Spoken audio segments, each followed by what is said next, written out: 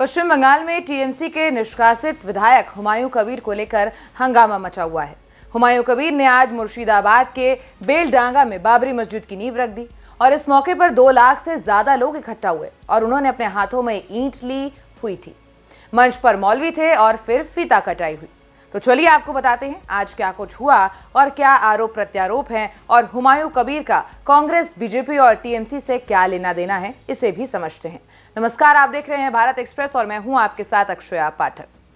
TMC के निलंबित विधायक हुमायूं कबीर ने आज पश्चिम बंगाल के मुर्शिदाबाद में बाबरी जैसी मस्जिद की आधारशिला रखी। कबीर ने मंच पर मौलवियों के साथ समारोह का फीता काटा और इस दौरान कार्यक्रम स्थल पर जमकर नारेबाजी भी की गई। यहाँ पर सुबह से ही हजारों लोग इकट्ठा हुए थे। शिलान्यास समारोह कड़ी सुरक्षा के बीच हुआ। इसमें कानून और व्यवस्था बनाए रखने के लिए पुलिस, आरएएफ और केंद्रीय बलों की बड़ी टुकड़ियां तैनात की गई। इस मामले में टीएमसी और बीजेपी के नेताओं की ओर से लगातार अब बयानबाजी भी हो रही है। टीएमसी का कहना है कि हुमायूं कबीर बीजेपी के एजेंट हैं, जबकि बीजेपी का यह कहना है कि टीएमसी के अंदर ही लड़ाई चल रही है। आपको ये जानकर बहुत हैरानी होगी कि हुमायूं कबीर एक वक्त में बीजेपी में ही थे और वो 2019 में बीजेपी के टिकट पर लोकसभा का चुनाव भी लड़ चुके हैं। हालांकि हुमायूं कबीर ने अपना राजनीतिक जो सफर था वो कांग्रेस से शुरू किया और इसी पार्टी में रहकर वो विधायक भी बने।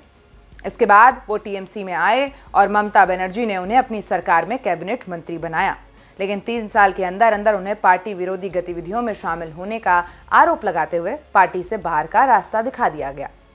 2018 में हुमायूं कबीर बीजेपी में शामिल हो गए।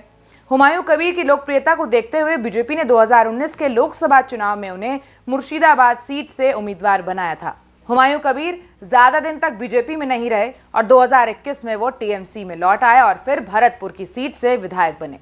इस बार उनकी बयानबाजियों को लेकर विवाद हुआ और पार्टी ने उनके खिलाफ कार्रवाई करते हुए उन्हें पार्टी से फिर से निष्कासित कर दिया।